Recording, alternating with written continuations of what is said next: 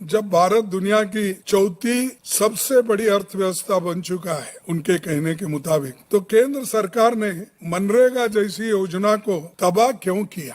आपके पास इतने पैसे हैं, अरे बैंक से उठा उठा के अमीर लोग लूट रहे हैं। और जैसा कि अदानी, अंबानी, बहुत से लोग, इतने लोग हैं, जितना चाहे वो उतना बैंक से लोन लेते हैं, डुबाते हैं, फिर दूसरे का जाते हैं। तो इतने पैसे बैंक से वो निकाल के उनको दे रहे हैं। क्या मजदूरों के लिए आपके पास 30% और उनको देने का आपके पास पैसे नहीं थे, हिम्मत नहीं है आपकी? तो इसका मतलब ये है कि वो गरीबों के तरफदारी नहीं करते, वो सिर्फ अमीर लोगों के साथ है। और अमीर लोगों के साथ रहने वाला वो कभी गरीब का साथ नहीं देगा। इसीलिए गरीबों की बाजू हम लेकर लड़ रहे हैं और लड़ते रहेंगे। मैं जिस जंगल बुक की बात कर रहा हूँ वो वाली जंगल बुक नहीं है जो बचपन में हमने पढ़ी। इसके पात्र हैं। जंगल का राजा वैसे शेर होता है, इस जंगल का राजा हिरन है। आप लोग बहुत उत्सुक हैं हिरेन जोशी के बारे में मैं कुछ बोलूंगा, वक्त आने दीजिए,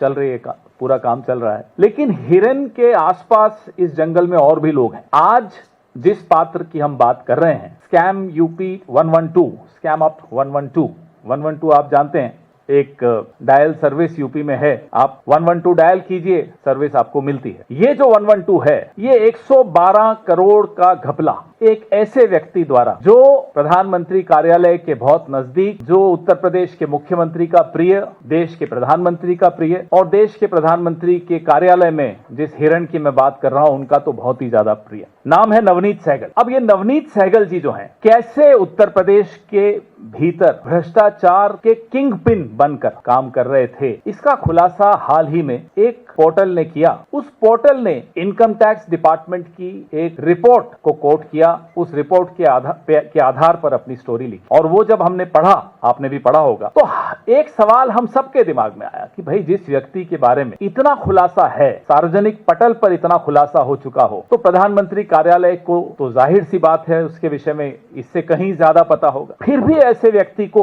उत्तर प्रदेश से यहाँ ले आए दिल्ली और प्रसार भारती का चेयरमैन बनाया। फिर जब हमारा आपका कुछ संवाद हुआ हिरेन जोशी के संबंध में, तो आनंद फानंद में इनका इस्तीफा ले लिया गया। भाई इतने इस सार्वजनिक पद पर आप किसी को बैठाते हो तो जनता को जवाब तो दीजिए कि क्यों बैठाया और फिर क्यों हटाया। और अब चर्चा है कि ये साहब जो हैं अब प्रधानमंत्री कार्यालय की तरफ बढ़ रहे हैं। अब हमें नहीं मालूम सच क्या है, क्योंकि पारदर्शिता इस कार्यालय में नहीं है और इस कार्यालय के विषय में अभी बहुत कुछ आना बाकी है।